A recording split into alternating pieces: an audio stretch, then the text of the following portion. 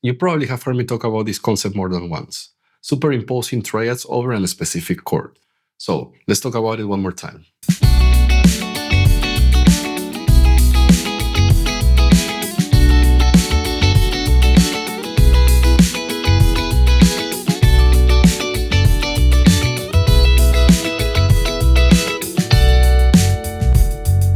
For this example, we're going to play over B minor. And B minor is going to be the 2 chord in the key of A. We're going to go for that Dorian sound. The idea is super simple. We've done it before. Let's do it one more time. We're going to superimpose the 4 chord and the 5 chord major over the 2 chord to get the sound of the mode. So now, why am I going for the triads instead of running scales to get the sound of the mode? It's simple. I think I said it before. It's just easy to play major and minor triads. The hard work, of course, is to learn your triads all over the fretboard, major and minor. But if you're playing rhythm guitar and you want to get the sound of the mode, this is a great way to approach it. So for this example, of course, we're going for that Dorian sound. That again is no more than playing the major scale, but starting from the second note. Remember that the major scale is not symmetrical. It's built by half steps and whole steps. So depending where you start that major scale, the order of your intervals is going to be different. We tend to call these sounds major and minor, happy or sad. We have 3 major sounds, that is the 1 chord or the Ionian mode, the 4 chord or the Lydian mode, and the 5 chord or the Mixolydian mode. We have 3 minor sounds, that is the 2 chord, the Dorian mode, that we're going for that sound, the 3 chord, that is the Phrygian mode, and the 6 chord, that is the Aeolian mode. And we have one diminished sound, that is the 7th chord, that is called the Locrian mode. Again, I'm going to repeat it one more time. A mode is just a major scale starting from a different note.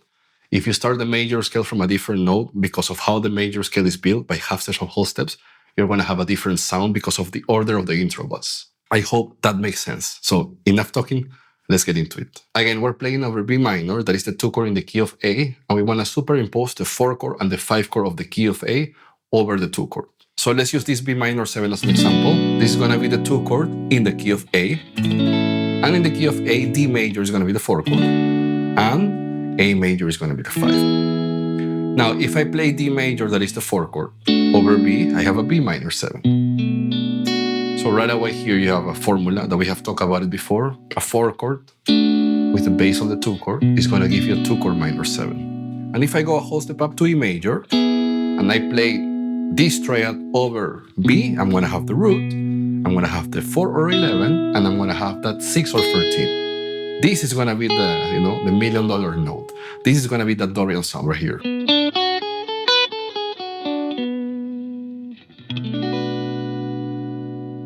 So now we know the relationship of D major, that is the 4 chord, and E major over B minor. This is actually giving us 6 notes out of the 7 notes of the scale or the mode, right? We have the root, we have the major third, we have the 4 or 11, we have the 5th, we have that natural 6, we have the flat 7, and we have the root again. The only note that we're missing is that 9th, right? That 9th is not on B minor 7, it's not on D major, and it's not on E major. So out of the 7 notes of the scale, the 9th is the only note that we're not playing by combining the 4 chord and the 5 chord over the 2 chord. Now, whenever you're writing music, you can always bring the 9th to the Dorian mode, right? It's a really nice note too. But remember, the Aeolian mode or minor scale has the natural 9 too. So it's a special note. It adds a lot of color, but it doesn't give you the sound of the mode. That natural 6 is the note that is going to give you the sound of the mode. In this case, the Dorian mode. So the hard work here is learn your D major and E majors all over the fretboard, right? Let's review them on strings 1, 2, and 3. D major, E major, D major, E major, D major, E major. Let's do the same on strings 2, 3, and 4 because I'm mainly playing on the top 3 strings and on strings 2, 3, and 4. I have D major, to E major, D major, to E major, and D major, to E major.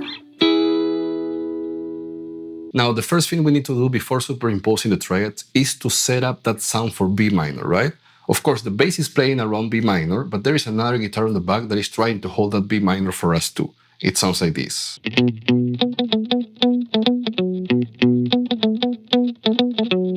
So like you see, we're always trying to go back to B, right? We have the root, then we have the same note an octave higher, whole step down is the flat 7, and then I go to the 5th. Those are the only notes that I'm using. Root, octave, flat 7, 5th.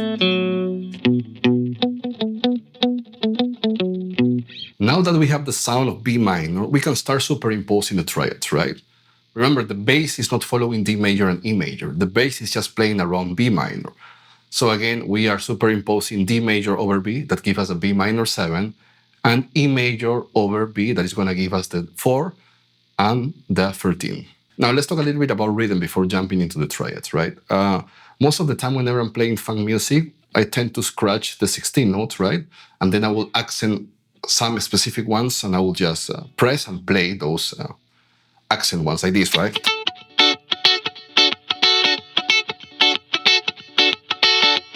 Right? So I'm scratching and then I'm playing.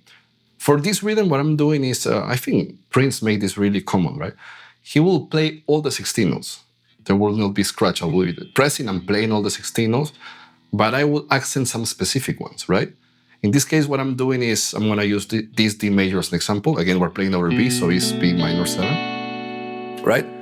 So what I'm doing here is I'm playing all the 16 notes.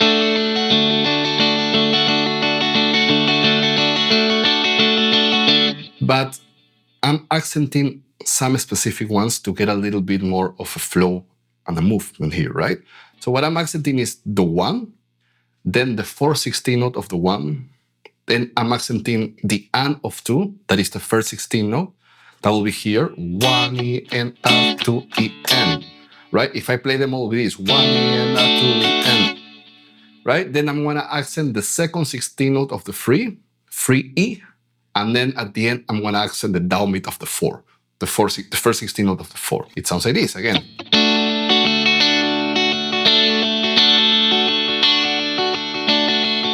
So now that guitar part sounds like this.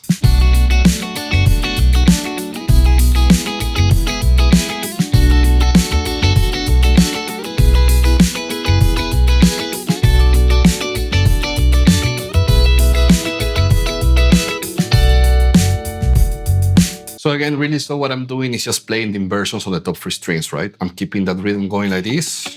D, E,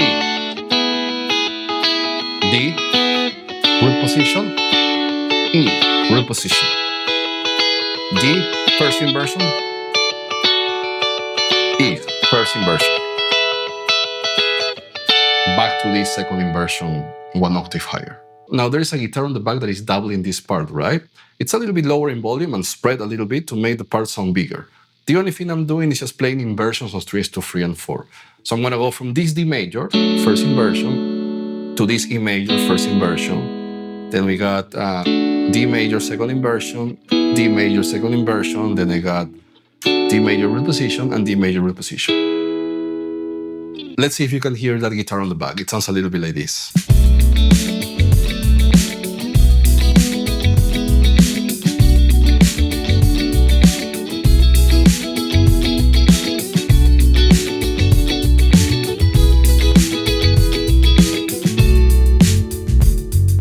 So slowly and by itself, it will be this: D major, E major, D major,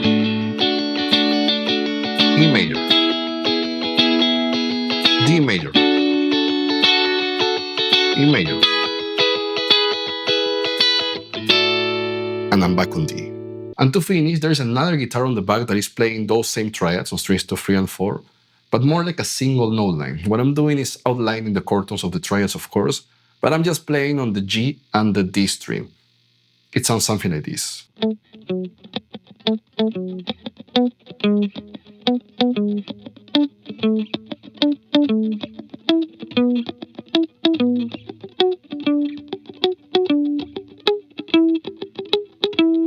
So again, I'm thinking about strings 2, 3, and 4, but I'm just playing the D and the G string, right? Same here, D and G string for E major, D and G string for D major, D and G string for E major, D and G, D major, and to finish, D and G, E major.